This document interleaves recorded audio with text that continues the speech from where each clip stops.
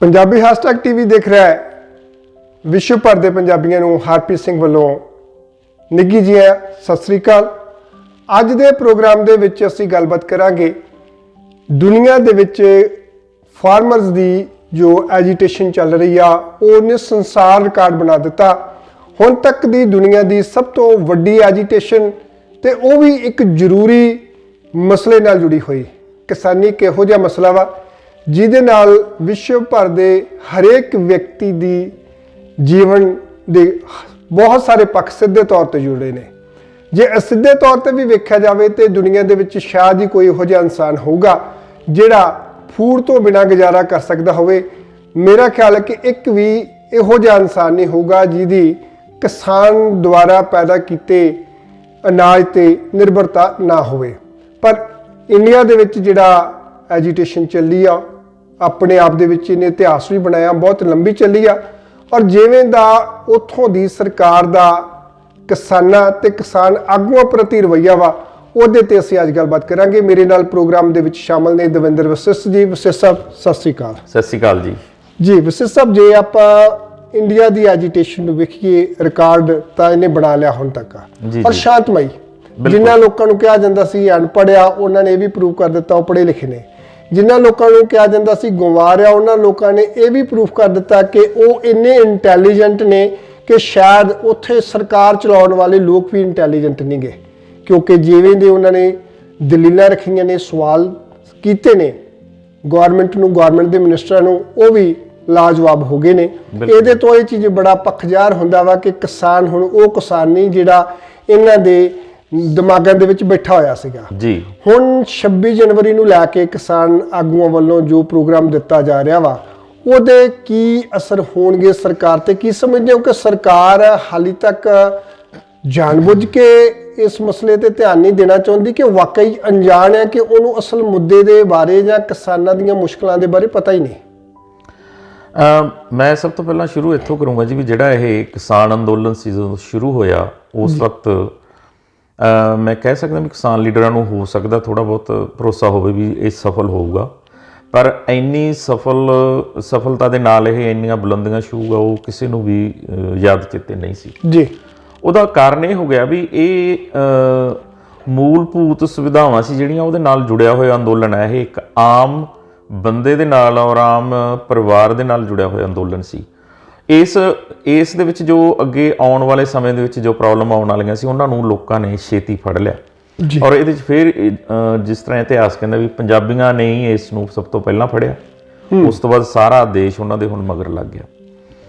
ਪਹਿਲੀ ਗੱਲ ਤਾਂ ਇਹਦੇ 'ਚ ਇਹ ਹੋਈ ਵੀ ਜਿਹੜਾ ਇੱਕ ਪ੍ਰਚਾਰ ਇਹ ਕੀਤਾ ਗਿਆ ਸੀ ਵੀ ਇਹ ਪੰਜਾਬੀਆਂ ਦਾ ਅੰਦੋਲਨ ਆ ਉਹ ਖਤਮ ਹੋ ਗਿਆ ਹੁਣ ਜੀ। ਹੁਣ ਇਹ ਪੰਜਾਬ ਦਾ ਨਾ ਹੋ ਕੇ ਪੰਜਾਬ, ਹਰਿਆਣਾ, ਮੈਂ ਕਹਿੰਦਾ ਵੀ north India, east India, south India, central India ਇਹਦੇ 'ਚ ਸਾਰੇ ਸ਼ਾਮਲ ਹੋ ਚੁੱਕੇ ਨੇ। ਪਰ ਹੁਣ ਅਫਸੋਸ ਨਾਲ ਇਹ ਕਹਿਣਾ ਪੈ ਰਿਹਾ ਵੀ ਹੁਣ ਇਹ ਇੱਕ ਇਹੋ ਜਿਹੇ ਮੁਕਾਮ 'ਤੇ ਪਹੁੰਚ ਗਿਆ ਵੀ ਜਿੱਥੇ ਕਿਸੇ ਵੀ ਆਸ ਦੀ ਜੋ ਕਿਰਨ ਹੈਗੀ ਹੈ ਵੀ ਇਹ ਅੰਦੋਲਨ ਛੇਤੀ ਖਤਮ ਹੋ ਜੂ, ਉਹ ਖਤਮ ਹੋ ਚੁੱਕੀ ਹੈ ਜੀ। ਉਹਦਾ ਕਾਰਨ ਇਹ ਹੈ ਵੀ ਜੋ ਸਰਕਾਰ ਹੈ ਉਹ ਆਪਦੀ ਇੱਕ ਹੱਠ ਧਰਮੀ ਦੇ ਉੱਤੇ ਉਤਰ ਆਈ ਹੈ। ਇਹਨੂੰ ਆਪਾਂ ਕਹਿ ਸਕਦੇ ਹਾਂ ਵੀ ਇਹ ਇੱਕ ਹੱਦ ਹੋ ਗਈ ਵੀ ਉਹਨਾਂ ਨੇ ਇਸ ਚੀਜ਼ ਨੂੰ ਇੰਨਾ ਆਪਣਾ ਇੱਕ ਪ੍ਰੈਸਟੀਜ ਇਸ਼ੂ ਬਣਾ ਲਿਆ, ਇੱਜ਼ਤ ਦਾ, ਮਾਣ ਸਨਮਾਨ ਦਾ ਇਹਨਾਂ ਨੇ ਆਪਦਾ ਇਸ਼ੂ ਬਣਾ ਲਿਆ ਸਰਕਾਰ ਨੇ ਵੀ ਜੇ ਅਸੀਂ ਇਹਨਾਂ ਬਿੱਲਾਂ ਨੂੰ ਪਿੱਛੇ ਲੈ ਕੇ ਜਾਂਦੇ ਹਾਂ ਤਾਂ ਇਹਨਾਂ ਨਾਲ ਕੀ ਹੋਊਗਾ ਵੀ ਸਾਡੀ ਸਾਖ ਗਿਰ ਜਾਊਗੀ ਜੀ। ਪਰ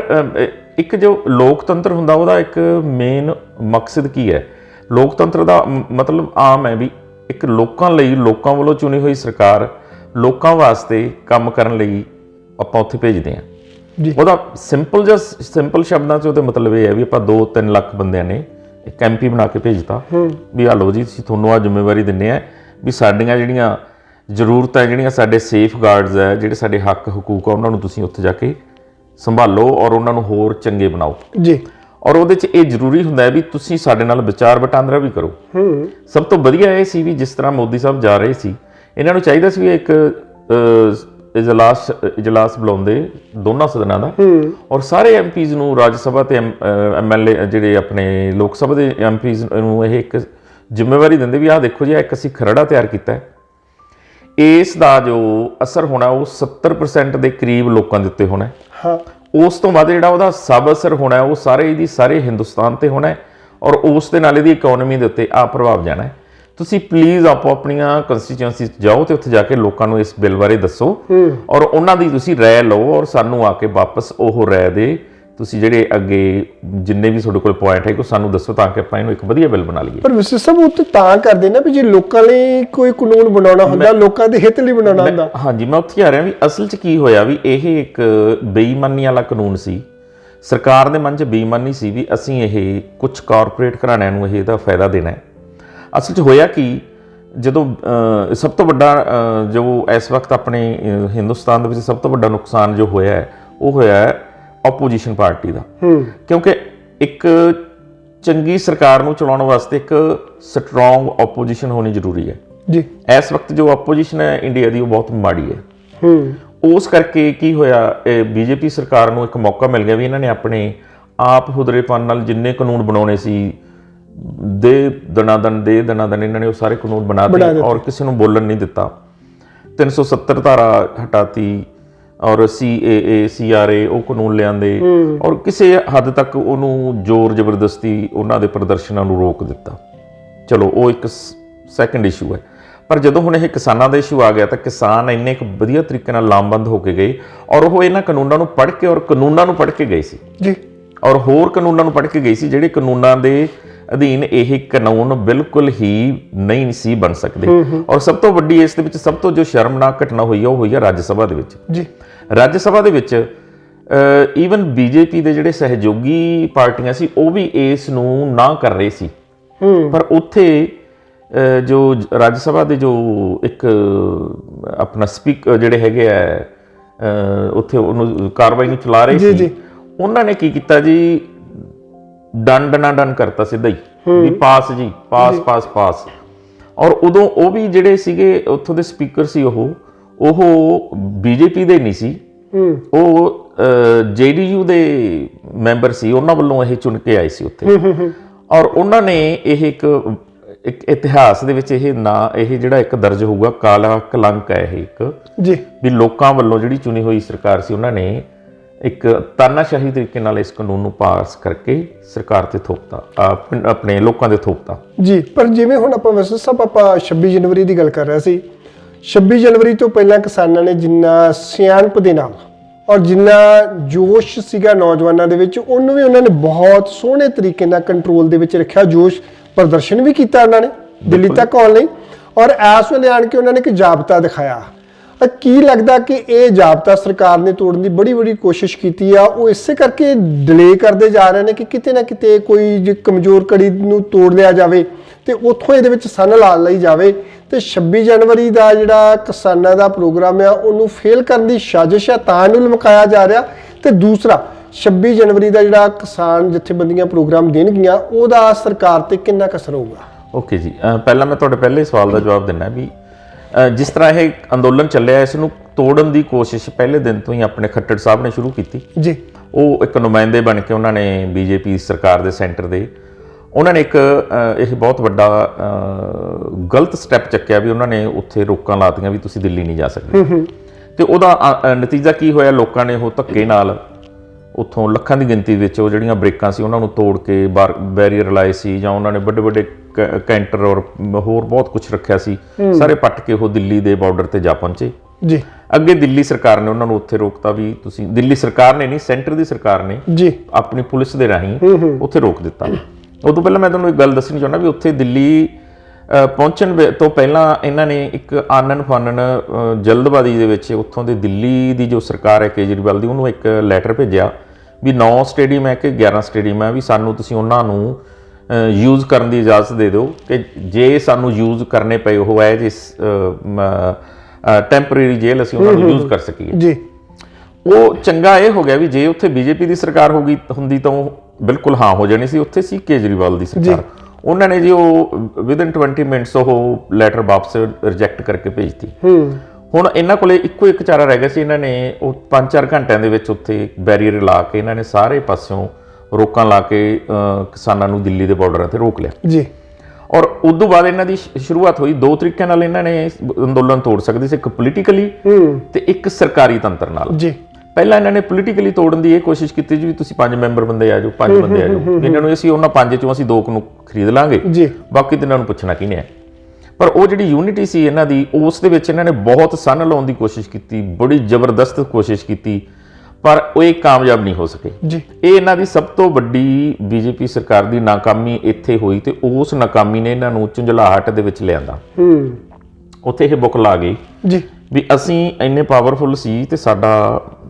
ਅਸੀਂ ਇਹਨਾਂ ਨੂੰ ਅਨਪੜ੍ਹ ਲੋਕਾਂ ਨੂੰ ਨਹੀਂ ਤੋੜ ਸਕੇ। ਪਰ ਉਹਨਾਂ ਨੂੰ ਇਹ ਨਹੀਂ ਸੀ ਪਤਾ ਵੀ ਇਹਨਾਂ ਚੋਂ ਅਨਪੜ੍ਹ ਹੈ ਨਹੀਂ। ਰਾਜੇਵਾਲ ਸਾਹਿਬ ਇੱਕ ਬਹੁਤ ਹੀ ਸਕਾਲਰ ਬੰਦੇ ਨੇ, ਇੰਟੈਲੈਕਚੁਅਲ ਨੇ, ਪੜ੍ਹੇ ਲਿਖੇ ਨੇ ਔਰ ਜੁੜੇ ਹੋਏ ਨੇ, ਗਰਾਊਂਡ ਨਾਲ ਜੁੜੇ ਹੋਏ ਹੁਣ ਨੇ। ਇਹ ਨਹੀਂ ਹੈ ਵੀ ਜੇ ਪਿੰਡ ਦਾ ਕੋਈ ਕਿਸਾਨ ਹੈਗਾ ਤੇ ਉਹ ਅਨਪੜ੍ਹ ਹੀ ਕਿਸਾਨ ਕਰੂਗਾ। ਹੁਣ ਉੱਥੇ ਪੜ੍ਹੇ ਲਿਖੇ ਮੁੰਡੇ ਉਹ ਵੀ ਕਿਸਾਨੀ ਕਰਦੇ ਆ। ਜੀ ਜੀ।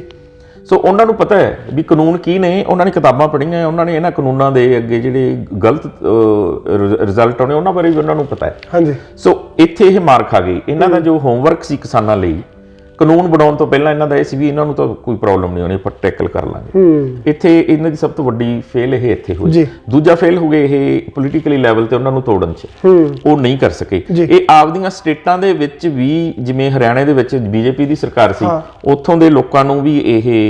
ਆਪ ਦੇ ਨਾਲ ਜੋੜ ਨਹੀਂ ਸਕੇ ਜੀ। ਉਹ ਸਾਰਾ ਹਰਿਆਣਾ ਹੁਣ ਇਸ ਵਕਤ ਉੱਥੇ ਕੀ ਹੈ ਤੁਹਾਨੂੰ ਪਤਾ ਹੈ ਬਿਲਕੁਲ, ਵੀ ਕੋਈ ਵੀ ਲੀਡਰ ਉੱਥੇ ਬਾਹਰ ਨਹੀਂ ਜਾ ਸਕਦਾ। ਸੋ ਇਹ ਇਹਨਾਂ ਦਾ ਫੇਲਿਅਰ ਸੀ। ਖੱਟਰ ਸਾਹਿਬ ਨੇ ਟਰਾਈ ਕਰਕੇ ਦੇਖ ਲਈ, 2 ਵਾਰੀ ਟਰਾਈ ਕਰਕੇ ਵੇਖ ਲਈ ਔਰ ਬੜੀ ਬੁਰੀ ਤਰ੍ਹਾਂ ਫੇਲ ਹੋਏ। ਇੱਕ ਬੜੀ ਸ਼ਰਮਨਾਕ ਘਟਨਾ ਔਰ ਇੱਕ ਦੁਖਦਾਇਕ ਘਟਨਾ, ਇਹ ਹੋਣਾ ਨਹੀਂ ਚਾਹੀਦਾ, ਪਰ ਇਹਨਾਂ ਦਾ ਜੇ ਹੋ ਰਿਹਾ ਹੈ ਤਾਂ ਇਹਦਾ ਜੋ ਜ਼ਿੰਮੇਵਾਰ ਨੇ ਉਹ ਇਹ ਬੀਜੇਪੀ ਦੀ ਲੀਡਰਸ਼ਿਪ ਹੈ, ਸੈਂਟਰ ਲੀਡਰਸ਼ਿਪ। ਹੁਣ ਮੈਂ ਤੁਹਾਨੂੰ ਉਹਨਾਂ ਦੂਸਰੇ ਨੰਬਰ ਤੇ ਵੀ ਫੇਲ ਕਰਨ ਦਾ ਇਹਨਾਂ ਨੇ ਹੋਰ ਤਰੀਕਾ ਕੀ ਕੀਤਾ, ਜੋ ਹੁਣ ਕਰੰਟ ਚੱਲ ਰਿਹਾ ਉਹਦੇ 'ਚ ਇਹ ਹੈ ਵੀ ਜਿਹੜੇ ਲੋਕ ਅੱਗੇ ਵੱਧ ਕੇ ਇਹਨਾਂ ਦੀ ਸੇਵਾ ਕਰ ਰਹੇ ਸੀ ਉੱਥੇ, ਜਿਵੇਂ ਖਾਲਸਾ ਏਡ ਹੋ ਗਿਆ ਜੀ, ਜਾਂ ਕੁਝ ਟਰਾਂਸਪੋਰਟਰ ਹੋ ਗਏ, ਪੱਤਰਕਾਰ ਹੋ ਗਏ ਜਾਂ ਪੱਤਰਕਾਰ ਹੋ ਗਏ, ਉਹਨਾਂ ਤੇ ਇਹਨਾਂ ਨੇ ਇੱਕ ਆਪਣੀ NIA ਜੀ, ਜਿਹੜੀ ਨੈਸ਼ਨਲ ਇਨਵੈਸਟੀਗੇਸ਼ਨ ਏਜੰਸੀ ਹੈ, ਉਹਨਾਂ ਵੱਲੋਂ ਇਹਨਾਂ ਨੂੰ ਲੈਟਰਸ ਭੇਜੀਆਂ, ਨੋਟਿਸ ਭਿਜਵਾਤੇ ਵੀ ਤੁਸੀਂ 19 ਤਰੀਕ ਨੂੰ ਸਾਡੇ ਇੱਥੇ ਹਾਜ਼ਰ ਹੋ, ਅਸੀਂ ਤੁਹਾਡੇ ਕੋਲੋਂ ਗੁਰਪਤਵੰਤ ਸਿੰਘ ਸੱਜਣ ਇੱਕ ਆਪਣੇ ਖਾਲਿਸਤਾਨ ਬਣਾ ਰਹੇ ਅਮਰੀਕਾ ਦੇ, ਉਹਨਾਂ ਦੇ ਬਾਰੇ ਵੀ ਤੁਸੀਂ ਉਹਨਾਂ ਨਾਲ ਤੁਹਾਡਾ ਕੀ ਸੰਬੰਧ ਹੈ, ਕੀ ਹੈ ਨਹੀਂ ਜੀ।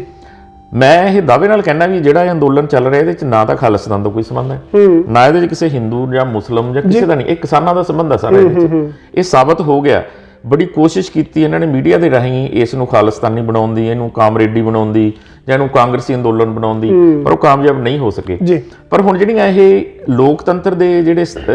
ਲੋਕਤੰਤਰ ਦੀਆਂ 2 ਚੀਜ਼ਾਂ ਕਿਸੇ ਵੀ ਦੇਸ਼ ਨੂੰ ਉੱਪਰ ਲਿਜਾਣ ਲਈ ਬਹੁਤ ਜ਼ਰੂਰੀ ਹੁੰਦੀਆਂ। ਮੈਂ ਵਿੱਚ ਦੀ ਇੱਕ ਗੱਲ ਦੱਸਣੀ ਚਾਹੁੰਦਾ ਸਰ। ਇੱਕ ਲੋਕਤੰਤਰ ਦੇ ਵਿੱਚ ਇੱਕ ਤਾਂ ਜਿਹੜੇ ਲੋਕਾਂ ਦੀ ਵੱਲੋਂ ਚੁਣੇ ਹੋਏ ਨੁਮਾਇੰਦੇ ਉਹ, ਇੱਕ ਜਿਹੜੇ ਸਰਕਾਰੀ ਤੰਤਰ ਨੂੰ ਚਲਾਉਣ ਵਾਲੇ ਸਰਕਾਰੀ ਮਹਿਕਮੇ ਹੁੰਦੇ ਉਹ। ਸਰਕਾਰੀ ਮਹਿਕਮਿਆਂ ਦੀ ਮੈਂ ਤੁਹਾਨੂੰ ਉਦਾਹਰਨ ਦੇ ਦਿੰਦਾ ਵੀ ਇੱਕ ਸਟੇਟ ਦੀ ਪੁਲਿਸ ਤੋਂ ਲੈ ਕੇ CBI ਤੱਕ, ਇੱਕ ਸਟੇਟ ਦੀ ਇਨਕਮ ਟੈਕਸ ਜਾਂ ਹੋਰ IR ਉਹਨਾਂ ਤੋਂ ਬਿਊਰੋਕ੍ਰੇਸੀ ਤੋਂ ਲੈ ਕੇ ਆਪਣਾ ED ਤੱਕ, ਫਿਰ ਆਪਾਂ ਜੋ CBI, ਫਿਰ ਆਪਾਂ ਜੋ supreme court, high court, judicial court, ਸਾਰੀਆਂ ਇਹ ਸਾਰੇ ਦੇ ਸਾਰੇ ਜਦੋਂ ਇਹਨਾਂ ਨੂੰ ਪੈਰਾਲਿਸ ਕਰ ਦਿੱਤਾ ਜਾਵੇ, ਇਹਨਾਂ ਨੂੰ ਬਿਲਕੁਲ ਤੁਸੀਂ ਅਪੰਗ ਬਣਾ ਦਿਓ, ਸਰਕਾਰਾਂ ਇਹਨਾਂ ਨੂੰ ਆਪਣੇ ਹੱਥ 'ਚ ਲੈ ਲੈਣ ਤੇ ਉਹਨਾਂ ਨੂੰ ਮਨਮਰਜ਼ੀ ਨਾਲ ਯੂਜ਼ ਕਰਨ, ਤਾਂ ਉਸ ਵਕਤ ਉਸ ਦੇਸ਼ ਦਾ ਲੋਕਤੰਤਰ ਵੀ ਖਤਰੇ 'ਚ ਹੁੰਦਾ ਹੈ ਔਰ ਉਸ ਦੇਸ਼ ਦੀ ਜੋ ਅੱਗੇ ਵਧਣ ਦੀ ਸਮਰੱਥਾ ਹੁੰਦੀ ਹੈ ਉਹ ਵੀ 20-50 ਸਾਲ ਪਿੱਛੇ ਚਲੀ ਜਾਂਦੀ ਹੈ। ਅਫਸੋਸ ਨਾਲ ਇਹ ਕਹਿਣਾ ਪੈ ਰਿਹਾ ਇਸ ਵਕਤ ਦੇਸ਼ ਦੀ ਹਰ ਇੱਕ ਏਜੰਸੀ ਕਿਸਾਨਾਂ ਦੇ ਅੰਦੋਲਨ ਨੂੰ ਤੋੜਨ ਲਈ ਬਿਲਕੁਲ ਹੱਥ ਕੰਡੇ ਅਪਣਾ ਰਹੀ ਹੈ ਜੀ। ਪਰ ਮੈਂ ਇੱਕ ਗੱਲ ਇੱਥੇ ਤੁਹਾਨੂੰ ਦੱਸਣੀ ਚਾਹੁੰਦਾ, ਮੈਂ ਸਾਰੇ ਦਰਸ਼ਕਾਂ ਨੂੰ ਇਹ ਕਹਿਣਾ ਚਾਹੁੰਦਾ ਵੀ ਉਹ ਨੋਟ ਕਰ ਲੈਣੇ ਅੱਜ ਦੀ ਗੱਲ, ਵੀ ਇਹ ਏਜੰਸੀਆਂ ਇਸ ਸੰਘਰਸ਼ ਨੂੰ ਤੋੜਨ ਦੇ ਵਿੱਚ ਕਾਮਯਾਬ ਨਹੀਂ ਹੋਣਗੀਆਂ। ਇਹ ਜਿੰਨਾ ਮਰਜ਼ੀ ਜ਼ੋਰ ਲਾ ਲੈਣ, ਆਪਾਂ ਗੱਲ ਕਰਾਂਗੇ ਅੱਗੇ ਜਾ ਕੇ ਸੁਪਰੀਮ ਕੋਰਟ ਦੇ ਆਰਡਰਸ ਦੇ ਉੱਤੇ ਜਾਂ ਹੋਰ ਦੇ ਉੱਤੇ ਵੀ, ਪਰ ਉਦੋਂ ਪਹਿਲਾਂ ਮੈਂ ਦੱਸਣਾ ਚਾਹੁੰਦਾ ਵੀ ਜਿਹੜੀਆਂ ਇਹ ਏਜੰਸੀਆਂ ਹੈ, ਇਹਨਾਂ ਦੇ ਵਿੱਚ ਜੋ ਲੋਕ ਬੈਠੇ ਨੇ ਉਹ ਅਗਰ ਇੰਟਰੋਸਪੈਕਟ ਕਰਨ, ਆਪਣੇ ਆਪ ਨੂੰ ਇਹ ਕੁਐਸਚਨ ਪੁੱਛਣ ਵੀ ਕੱਲ ਨੂੰ ਉਹ ਆਪਣੇ ਪੁੱਤ ਪੋਤਿਆਂ ਨੂੰ ਜਵਾਬ ਕੀ ਦੇਣਗੇ। ਫਾਰ ਐਗਜ਼ਾਮਪਲ ਮੈਂ ਕਹਿੰਦਾ ਜੋ ਆਪਣੇ ਸੁਪਰੀਮ ਕੋਰਟ ਦੇ ਚੀਫ ਜਸਟਿਸ ਹੈ ਜੀ, ਉਹ ਆਪਣੇ ਬੱਚੇ ਨੂੰ ਇਹ ਜਵਾਬ ਦੇ ਸਕਣਗੇ ਵੀ ਉਹ ਇਹ ਇੰਟਰਫੀਰੈਂਸ ਕਿਉਂ ਕਰ ਰਹੇ ਇਹਦੇ ਵਿੱਚ। ਕਿ ਜੋ ED ਦਾ ਜੋ ਇਸ ਵਕਤ ਐਨਫੋਰਸਮੈਂਟ ਡਾਇਰੈਕਟੋਰੇਟ ਦਾ ਹੈੱਡ ਹੈ, ਉਹ ਆਪਦੇ ਬੱਚੇ ਦੇ ਸਾਹਮਣੇ ਬੈਠ ਕੇ ਇਹ ਉਹਦੀਆਂ ਅੱਖਾਂ 'ਚ ਅੱਖਾਂ ਪਾ ਕੇ ਕਹਿ ਸਕੂਗਾ ਵੀ ਮੈਂ ਜੀ ਇਹ ਸਹੀ ਕੀਤਾ, ਮੇਰੀ ਜੋ ਡਿਊਟੀ ਸੀ ਮੈਂ ਉਹ ਨਿਭਾਈ, ਕਿਸੇ ਦਬਾਅ ਥੱਲੇ ਨਹੀਂ ਆਇਆ। ਇਸ ਵਕਤ ਜੋ ਹਾਲਾਤ ਇਹ ਨੇ ਵੀ ਇਹ ਸਰਕਾਰੀ ਏਜੰਸੀਆਂ ਸਰਕਾਰ ਦੇ ਦਬਾਅ ਹੇਠਾਂ ਕੰਮ ਨਹੀਂ ਕਰਦੀਆਂ, ਸਿਰਫ ਉਹਨਾਂ ਦੇ ਲਈ ਹੀ ਕੰਮ ਕਰਦੀਆਂ, ਹੋਰ ਕਿਸੇ ਲਈ ਕੰਮ ਨਹੀਂ ਕਰਦੀਆਂ ਜੀ। ਇਹ ਇੱਕ ਬਹੁਤ ਵੱਡਾ ਪ੍ਰਸ਼ਨ ਆਪਾਂ ਉਹਦੇ ਤੇ ਮੇਰੇ ਖਿਆਲ ਆਪਾਂ ਬਾਅਦ ਚ ਗੱਲ ਕਰਾਂਗੇ, ਪਰ ਆਪਾਂ ਹੁਣ 26 ਜਨਵਰੀ ਦਾ ਜਿਹੜਾ ਪ੍ਰੋਗਰਾਮ ਹੈ, ਮੈਂ ਉਸੇ ਗੱਲ ਕਰਕੇ ਕਹਿ ਰਿਹਾ ਵੀ 26 ਜਨਵਰੀ ਦੇ ਪ੍ਰੋਗਰਾਮ ਨੂੰ ਰੋਕਣ ਲਈ ਜਿਹੜੀਆਂ ਇਹ ਏਜੰਸੀਆਂ ਹੈ ਜੀ, ਉਹਨਾਂ ਨੂੰ ਹੁਣ ਪੂਰੀ ਤਰ੍ਹਾਂ ਸਰਕਾਰ ਨੇ ਝੋਂਕ ਦਿੱਤਾ ਹੈ ਜੀ। NI ਦੇ ਆ ਰਹੇ ਨੇ ਨੰਬਰ ਜੋ ਆਪਾਂ ਲਾ ਦਿੱਤੇ ਨੰਬਰ 2 ਤੇ ਸੁਪਰੀਮ ਕੋਰਟ ਦੇ ਵਿੱਚ ਰਿਟ ਪਟੀਸ਼ਨਾਂ ਪਵਾਤੀਆਂ ਜੀ, ਇਹਨੂੰ ਰੋਕੋ। ਨੰਬਰ 3 ਦੇ ਉੱਤੇ ਪੁਲਿਸ ਵੱਲੋਂ ਰਿਟ ਪਟੀਸ਼ਨ ਪਵਾਤੀ ਜੀ ਵੀ ਜਿਹੜੇ ਇਹ ਕਿਸਾਨ ਅੰਦੋਲਨ ਕਰਨ ਵਾਲੇ ਹੈਗੇ ਇੱਥੇ ਗਣਤੰਤਰ ਦਿਵਸ ਮਨਾਉਣ ਆਉਣਗੇ ਵੀ ਇਹਨਾਂ ਦੇ ਵਿੱਚ ਖਾਲਿਸਤਾਨੀ ਹੈਗੇ ਤੇ ਇੱਥੇ ਗੜਬੜ ਹੋ ਸਕਦੀ ਹੈ। ਸੋ ਇਹ ਚੀਜ਼ਾਂ ਨੇ ਕੀ ਕੀਤਾ ਵੀ ਲੋਕਾਂ ਦੇ ਮਨ ਦੇ ਵਿੱਚ ਹੋਰ ਰੋਹ ਪੈਦਾ ਕਰ ਦਿੱਤਾ ਜੀ। ਔਰ ਉਹਨਾਂ ਦਾ ਜਿਹੜਾ ਇੱਕ ਗੁਰੂ ਗੋਬਿੰਦ ਸਿੰਘ ਜੀ ਦਾ ਜੋ ਇੱਕ ਆਪਾਂ ਆਮ ਸ਼ਬਦ ਗੁਣਿਆ ਦੇ ਸ਼ਿਵਾ ਬਰ ਮੋਹ, ਉਸ ਚੀਜ਼ ਨੂੰ ਇਹਨਾਂ ਨੇ ਇੱਕ ਇੰਨਾ ਕੁ ਬੁਲੰਦ ਕਰ ਦਿੱਤਾ ਵੀ ਉਹਨਾਂ ਦੀ ਜਿਹੜੀ ਹੋਰ ਵਿਲ ਪਾਵਰ ਹੈ ਜਾਂ ਉਹਨਾਂ ਦਾ ਕੁਝ ਕਰ ਗੁਜ਼ਰਨ ਦੀ ਜੋ ਸਮਰੱਥਾ ਵੱਧ ਗਈ ਹੈ। ਪਰ ਇੱਥੇ ਇੱਕ ਗੱਲ ਮੈਂ ਜ਼ਰੂਰ ਕਹਿਣੀ ਚਾਹੂੰਗਾ ਵੀ ਜੋ ਇਹ ਪਿਛਲੇ 55 ਦਿਨ ਨੇ ਆਪਾਂ ਇਹਨੂੰ ਅੰਦੋਲਨ ਚੱਲਣੇ ਨੂੰ ਤਾਂ ਬਹੁਤ ਮਹੀਨੇ ਹੋ ਗਏ, ਤਕਰੀਬਨ 6 ਮਹੀਨੇ ਹੋ ਗਏ ਨੇ। ਜੇ ਆਪਾਂ ਪੰਜਾਬ ਤੋਂ ਗੱਲ ਕਰੀਏ, ਹਰਿਆਣਾ ਤੋਂ ਜਿਵੇਂ ਚੂਨੀ ਸਾਹਿਬ ਵਾਰੀ-ਵਾਰੀ ਆਪਣਾ ਅੰਦੋਲਨ ਕਰਦੇ ਰਹੇ ਨੇ ਇਹਦੇ ਮਸਲੇ 'ਚ, ਪੰਜਾਬ ਦੇ ਕਿਸਾਨ ਜਥੇਬੰਦੀਆਂ, ਹਾਂ ਬਿਲਕੁਲ, ਇਹਨੂੰ 180 ਦਿਨਾਂ ਦੇ ਕਰੀਬ ਹੋ ਗਏ ਚੱਲਦੇ ਨੂੰ ਜੀ। ਔਰ ਇਹਦੇ ਵਿੱਚ ਇੱਕ ਵੀ ਥਾਂ ਤੇ ਕਿਸਾਨਾਂ ਨੇ ਕਦੇ ਕੋਈ ਇਹੋ ਜਿਹਾ ਹਿੰਸਾ ਦਾ ਪ੍ਰਦਰਸ਼ਨ ਨਹੀਂ ਕੀਤਾ, ਕਦੇ ਇਹਨਾਂ ਨੇ ਕੁਝ ਆਪ ਦੇ ਵੱਲੋਂ ਪਹਿਲ ਨਹੀਂ ਕੀਤੀ ਵੀ ਜਿੱਥੇ ਇਹਨਾਂ ਨੇ ਕੁਝ, ਇਹਨਾਂ ਨੇ ਡੰਡੇ ਵੀ ਖਾ ਲਏ ਜੀ, ਲਾਠੀਆਂ ਵੀ ਖਾ ਲਈਆਂ, ਅਥਰੂ ਗੈਸ ਦੇ ਗੋਲੇ ਆ ਜਿਹੜੇ ਉਹ ਵੀ ਇਹਨਾਂ ਦੀਆਂ ਹਿੱਕਾਂ ਤੇ ਵੱਜੇ, ਪਾਣੀ ਦੀਆਂ ਬਸ਼ਾਰਾਂ ਦੇ ਇਹਨਾਂ ਦੇ ਅਣਗਿਣਤ ਵੱਜੀਆਂ ਬਿਲਕੁਲ। ਪਰ ਇੱਕ ਵੀ ਪੁਲਿਸ ਮੁਲਾਜ਼ਮ ਉਹਦੇ 'ਚ ਜ਼ਖਮੀ ਨਹੀਂ ਹੋਇਆ। ਜੇ ਕੋਈ ਪੁਲਿਸ ਮੁਲਾਜ਼ਮ ਜ਼ਖਮੀ ਹੋਇਆ ਤਾਂ ਉਹ ਆਪਦੀ ਗਲਤੀ ਨਾਲ ਹੋ ਗਿਆ ਉੱਥੇ, ਉਹਨੂੰ ਚਾਹੀਦਾ ਸੀ ਵੀ ਪਾਸੇ ਹਟ ਜਾਣਾ। ਜਦੋਂ ਐਡਾ ਵੱਡਾ ਐਡਾ ਵੱਡਾ ਰੋਹ ਅੱਗੇ ਆ ਰਿਹਾ ਤੇ ਉਸ ਨੂੰ ਉਹ ਰੋਕਣ ਦੀ ਨਹੀਂ ਕਰਨੀ ਚਾਹੀਦੀ। ਹੁਣ 26 ਜਨਵਰੀ ਦੀ ਜੋ ਹੈ, ਤੁਸੀਂ ਕੁਐਸਚਨ ਪੁੱਛਿਆ ਸੀ, 26 ਜਨਵਰੀ ਦੀ ਪਰੇਡ ਜਿਹੜੀ ਹੋਣੀ ਹੈ ਇਹਦੇ ਵਿੱਚ ਕਿਸਾਨਾਂ ਨੇ ਜੋ ਸ਼ਮੂਲੀਅਤ ਕਰਨੀ ਉਹ ਇਸ ਲਈ ਨਹੀਂ ਕਰਨੀ ਵੀ ਇਹਨਾਂ ਨੇ ਆਪ ਦਾ ਧੱਕਾ ਦਿਖਾਉਣਾ ਜਾਂ ਇਹਨਾਂ ਨੇ ਆਪ ਦਾ ਜ਼ੋਰ ਦਿਖਾਉਣਾ ਹੈ ਜੀ। ਇਹਦੇ 'ਚ ਇਹ ਦਿਖਾਉਣਾ ਚਾਹੁੰਦੇ ਆ ਵੀ ਅਸੀਂ ਤੁਹਾਡੇ ਨਾਲੋਂ ਵੱਧ ਦੇਸ਼ ਭਗਤ ਆ ਜੀ। ਇਹ ਦੇਸ਼ ਭਗਤੀ ਦਾ ਠੇਕਾ ਜਿਹੜੀਆਂ ਸਰਕਾਰਾਂ ਜਾਂ ਪਾਰਟੀਆਂ ਉਹਨਾਂ ਨੇ ਨਹੀਂ ਲਿਆ ਹੋਇਆ। ਇਹ ਜੋ 70% ਦੁਨੀਆ ਹੈ ਜਿਹੜੀ ਜਿਨ੍ਹਾਂ ਦੇ ਸਿਰ ਦੇ ਉੱਤੇ ਦੇਸ਼ ਚੱਲਦਾ ਹੈ, ਉਹ ਵੀ ਇਸ ਦੇਸ਼ ਭਗਤੀ ਦੇ ਵਿੱਚ ਹਿੱਸਾ ਲੈਣਾ ਚਾਹੁੰਦੇ ਨੇ ਤੇ ਉਹਨਾਂ ਦਾ ਇੱਕ ਮੌਲਿਕ ਅਧਿਕਾਰ ਹੈ ਜਿਹੜਾ ਕਿ ਸੁਪਰੀਮ ਕੋਰਟ ਨੇ ਵੀ ਦਿੱਤਾ ਹੋਇਆ ਹੈ। ਤੇ ਇਹ ਦੇਖਣ ਵਾਲੀ ਗੱਲ ਹੋਊਗੀ ਇਹਦੇ 'ਚ ਸੁਪਰੀਮ ਕੋਰਟ ਕੀ ਰੋਕ ਲਾਉਂਦੀ ਹੈ। ਮੈਂ ਨਹੀਂ ਸਮਝਦਾ ਵੀ ਸੁਪਰੀਮ ਕੋਰਟ ਇਹਦੇ ਤੇ ਰੋਕ ਲਾਊਗੀ, ਵੀ ਕਿਉਂ ਲਾਊਗੀ ਰੋਕ। ਇਹ ਜਦੋਂ ਬਾਰ-ਬਾਰ ਕਹਿ ਰਹੇ ਵੀ ਅਸੀਂ ਕੋਈ ਉੱਥੇ ਹਿੰਸਾ ਨਹੀਂ ਕਰਨੀ, ਅਸੀਂ ਤਾਂ ਜਿਹੜਾ ਰਾਸ਼ਟਰੀ ਝੰਡਾ ਲੈ ਕੇ ਅਸੀਂ ਉੱਥੇ ਜਾ ਕੇ ਆਪਦਾ ਵਿੱਚ ਖੜਨਾ ਹੈ ਤੇ ਇਹਨਾਂ ਨੂੰ ਹਰ ਇੱਕ ਇਨਸਾਨ ਨੂੰ ਹੱਕ ਹੈ। ਮੈਂ ਕਹਿੰਦਾ ਸਾਰੀ ਦੁਨੀਆ, ਸਾਰਾ ਦੇਸ਼ ਉੱਠ ਕੇ ਕਹੇ ਵੀ ਅਸੀਂ ਦਿੱਲੀ ਗਣਤੰਤਰ ਦਿਵਸ ਮਨਾਉਣ ਜਾਣਾ ਹੈ ਤਾਂ ਵੀ ਦਿੱਲੀ ਸਰਕਾਰ ਨੂੰ ਉਹਨਾਂ ਦੇ ਲਈ ਸਹੂਲਤਾਂ ਮੁਹੱਈਆ ਕਰਵਾਉਣੀਆਂ ਚਾਹੀਦੀਆਂ, ਉਹਨਾਂ ਦਾ ਹੱਕ ਬਣਦਾ ਹੈ ਜੀ। ਪਰ ਹੁਣ ਗੱਲ ਇੱਥੇ ਆ ਗਈ ਵੀ ਇਹ ਜੇ ਅੰਦੋਲਨ ਦੇ ਵਿੱਚ ਇਹ ਕਿਸਾਨ ਆਪਣਾ 26 ਜਨਵਰੀ ਦਾ ਪ੍ਰੋਗਰਾਮ ਐਜ਼ ਇਜ਼ ਲਿਜਾਣ 'ਚ ਸਫਲ ਹੋ ਜਾਂਦੇ ਆ ਤਾਂ ਸਰਕਾਰ ਨੂੰ ਇਹ ਲੱਗਦਾ ਵੀ ਸਾਡੀ ਬੜੀ ਬਦਨਾਮੀ ਹੋਊਗੀ ਵਿਦੇਸ਼ਾਂ ਦੇ ਵਿੱਚ ਜੀ। ਮੈਂ ਇੱਕ ਗੱਲ ਕਹਿਣੀ ਚਾਹੁੰਦਾ, ਉਹ ਤਾਂ ਹੋ ਹੀ ਗਈ ਵੀ ਬਦਨਾਮੀ ਹੋ ਗਈ। ਇੰਗਲੈਂਡ ਵਾਲੇ ਜਿਹੜੇ ਪ੍ਰਾਈਮ ਮਿਨਿਸਟਰ ਉਹਨਾਂ ਨੇ ਜਵਾਬ ਦੇ ਦਿੱਤਾ, ਸੁਰੀਨਾਮ ਦੇ ਜਿਹੜੇ ਕਿਸਾਨਾਂ ਦੇ ਇਕੱਠ ਨਾਲੋਂ ਅੱਧੇ ਮੁਲਕ ਨੂੰ ਰਿਪਰੈਜ਼ੈਂਟ ਕਰਦੇ ਸੀ ਉਹ ਵੀ ਜਵਾਬ ਦੇ ਗਿਆ। ਇਸ ਵਕਤ ਕੋਈ ਵੀ ਦੇਸ਼ ਦਾ ਜੋ ਲੀਡਰ ਹੈ, ਜੋ ਮੁਖੀ ਹੈ, ਉਹ ਇਸ ਦੇ ਮੈਂ ਤੁਹਾਨੂੰ ਇੱਕ ਗੱਲ ਦੱਸਣੀ ਚਾਹੁੰਦਾ ਸਰ ਜੀ ਵੀ ਪਿਛਲੇ ਸਾਲਾਂ 'ਚ ਜਿਹੜੇ ਦੁਨੀਆ ਦੇ ਸਾਰੇ ਦੇਸ਼ ਸੀ ਨਾ, ਉਹ ਆਪਦਾ ਮਾਣ ਮਹਿਸੂਸ ਕਰਦੇ ਸੀ ਜਦੋਂ ਉਹਨਾਂ ਨੂੰ 26 ਜਨਵਰੀ ਤੇ ਉਹ ਕਹਿੰਦੇ ਸਾਨੂੰ ਸੱਦਾਵੇ ਤੇ ਅਸੀਂ ਜਾਈਏ। 55 ਸਾਲਾਂ 'ਚ ਪਹਿਲੀ ਵਾਰੀ ਹੋ ਜਾ ਰਿਹਾ ਵੀ ਇਹਦੇ 'ਚ ਕੋਈ ਵੀ ਨਹੀਂ ਆ ਰਿਹਾ। ਕੋਵਿਡ ਦਾ ਕੋਈ ਰੀਜ਼ਨ ਨਹੀਂ ਹੈਗਾ ਇਹਦੇ 'ਚ, ਇਹ ਸਪਸ਼ਟ ਹੈ, ਸਾਫ਼ ਹੈ, ਲੋਕਾਂ ਨੂੰ ਪਤਾ ਵੀ ਕਿਉਂ ਨਹੀਂ ਕੋਈ ਆ ਰਿਹਾ ਜੀ। ਹੁਣ ਇੱਥੇ ਮੋਦੀ ਸਾਹਿਬ ਨੂੰ ਇਹ ਚਾਹੀਦਾ ਵੀ ਉਹ ਹੁਣ ਇਸ ਗੱਲ ਦੇ ਉੱਤੇ ਕਿਸਾਨਾਂ ਦੇ ਹੱਕਾਂ ਨੂੰ ਮੰਨ ਲੈਣ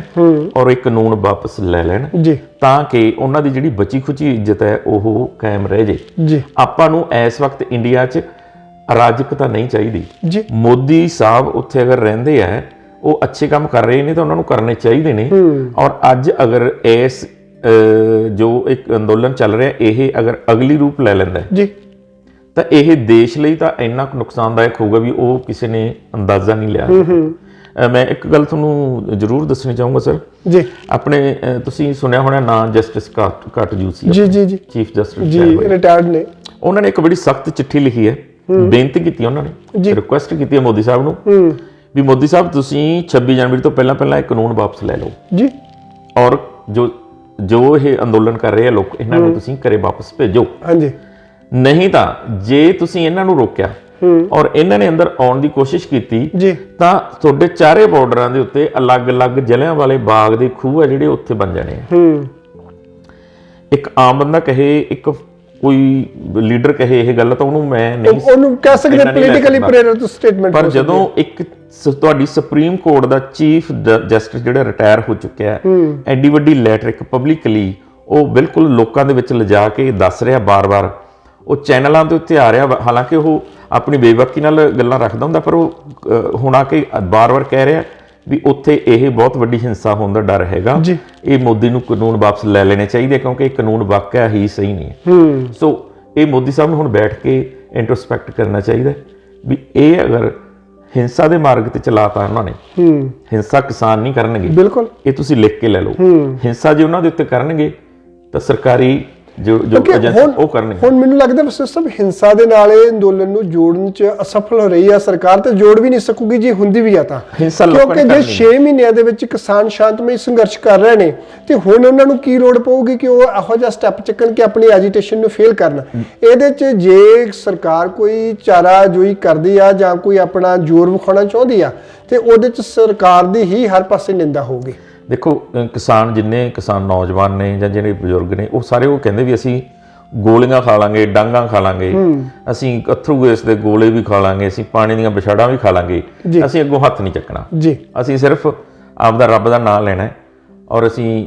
ਇੰਡੀਆ ਜਿੰਦਾਬਾਦ ਦੇ ਨਾਅਰੇ ਲਾਉਂਦੇ ਨੇ ਉੱਥੇ ਕਿਸਾਨ ਜਿੰਦਾਬਾਦ ਦੇ ਨਾਅਰੇ ਲਾਉਂਦੇ ਜਾਣਾ ਅਸੀਂ ਕੁਝ ਨਹੀਂ ਕਰਨਾ ਜੇ ਸਾਨੂੰ ਕੁੱਟਣਾ ਹੈ ਮਾਰਨਾ ਉਹ ਸਰਕਾਰ ਨੇ ਮਾਰਨਾ ਹੈ ਹਿੰਸਾ ਜੇ ਕਰਨੀ ਸਰਕਾਰ ਨੇ ਕਰਨੀ ਹੈ ਆਪਾਂ ਹੁਣ ਜੇ ਨੂੰ ਬੜਾ ਛੋਟੇ ਸੰਖੇਪ ਸ਼ਬਦਾਂ 'ਚ ਕਹਿਣਾ ਹੋਵੇ ਕਿ 26 ਜਨਵਰੀ ਦਾ ਜਿਹੜਾ ਸੰਘਰਸ਼ ਆ ਜਿਵੇਂ ਕਿਸਾਨ ਲੀਡਰ ਜਾ ਰਹੇ ਨੇ ਤੁਹਾਡਾ ਕੀ ਖਿਆਲ ਹੈ ਕਿ ਇਹ ਸਕਸੈਸ ਹੋਊਗਾ ਔਰ ਸਰਕਾਰ ਤੇ ਵੱਡਾ ਪ੍ਰੈਸ਼ਰ ਛੱਡੂਗਾ ਦੇਖੋ ਇਹ ਸੰਘਰਸ਼ ਪਿੱਛੇ ਹਟਣ ਦਾ ਤਾਂ ਇਹਦੇ 'ਚ ਕੋਈ ਚਾਂਸ ਹੀ ਨਹੀਂ ਜੀ ਇੱਕੋ ਇੱਕ ਤਰੀਕਾ ਹੀ ਹੈ ਇਹਦੇ 'ਚ ਪਿੱਛੇ ਹਟਣ ਦਾ ਵੀ ਜੇ ਆਉਣ ਵਾਲੇ ਥੋੜੇ ਜਿਹੇ ਦਿਨਾਂ ਦੇ ਵਿੱਚ ਹੀ ਸਰਕਾਰ ਇਹ ਫੈਸਲਾ ਲੈ ਲਈ ਵੀ ਅਸੀਂ ਇਹ ਕਾਨੂੰਨ ਬੰਦ ਕਰਤੇ ਜੀ ਖਤਮ ਕਰਤੇ ਅਸੀਂ ਤੁਹਾਡੇ ਕਿਸਾਨਾਂ ਨਾਲ ਬੈਠ ਕੇ ਦੁਬਾਰਾ ਨਵੇਂ ਸਿਰੋਂ ਇਹਨਾਂ ਕਾਨੂੰਨਾਂ ਨੂੰ ਬਣਾਉਣ ਬਾਰੇ ਵਿਚਾਰ ਕਰਾਂਗੇ ਤੁਸੀਂ ਪਲੀਜ਼ ਅੰਦੋਲਨ ਵਾਪਸ ਲੈ ਲਓ ਮੇਰੇ ਖਿਆਲ ਉੱਥੇ ਗੱਲ ਬਣ ਜੂਗੀ ਜੀ ਪਰ ਅਗਰ ਇਹ ਨਹੀਂ ਹੁੰਦਾ ਤਾਂ ਜੋ 26 ਮਾਰਚ ਨੂੰ ਗਣਤੰਤਰ ਦਿਵਸ ਨੂੰ ਜੋ ਮਨਾਉਣ ਜਾਣਾ 26 ਜਨਵਰੀ ਨੂੰ ਜੋ ਪਰੇਡ ਤੇ ਜਾਣਾ ਹੈ 26 ਜਨਵਰੀ ਦੀ ਪਰੇਡ ਤੇ ਜਿਹੜਾ ਇਹਨਾਂ ਨੇ ਇੱਕ ਝਾਕੀ ਕੱਢਣੀ ਹੈ ਕਿਸਾਨਾਂ ਦੀ ਉਹ ਹੋ ਕੇ ਰਹੂਗੀ ਉਸ ਨੂੰ ਦੁਨੀਆ ਦੀ ਕੋਈ ਤਾਕਤ ਨਹੀਂ ਰੋਕ ਸਕਦੀ ਜੀ ਹਿੰਸਾ ਨਾਲ ਰੋਕਣਗੇ ਤਾਂ ਵੀ ਨਹੀਂ ਰੁਕਣੀ ਉੱਥੇ ਹਿੰਸਾ ਨਾਲ ਤੁਸੀਂ 100 ਬੰਦਾ 10 ਬੰਦੇ ਨੂੰ ਨੁਕਸਾਨ ਕਰ ਸਕਦੇ ਹੋ ਜਦੋਂ ਲੱਖਾਂ ਦੀ ਗਿਣਤੀ 'ਚ ਸਾਹਮਣੇ ਖੜੇ ਹੋਣਗੇ ਤਾਂ ਕਿਸੇ ਹਕੂਮਤ ਦਾ ਇੰਨਾ ਜਜ਼ੀਰਾ ਨਹੀਂ ਹੁੰਦਾ ਵੀ ਉਹ ਲਿਆ ਕੇ ਫੌਜ ਨੂੰ ਉੱਥੇ ਚੜਾ ਦੇ ਕੱਲੀ ਪੁਲਿਸ ਦਿੱਲੀ ਦੀ ਪੁਲਿਸ ਜਾਂ ਪੈਰਾਮਿਲਟਰੀ ਫੋਰਸਿਸ ਇਹਨਾਂ ਚੀਜ਼ਾਂ ਨੂੰ ਨਹੀਂ ਰੋਕ ਸਕਦੀਆਂ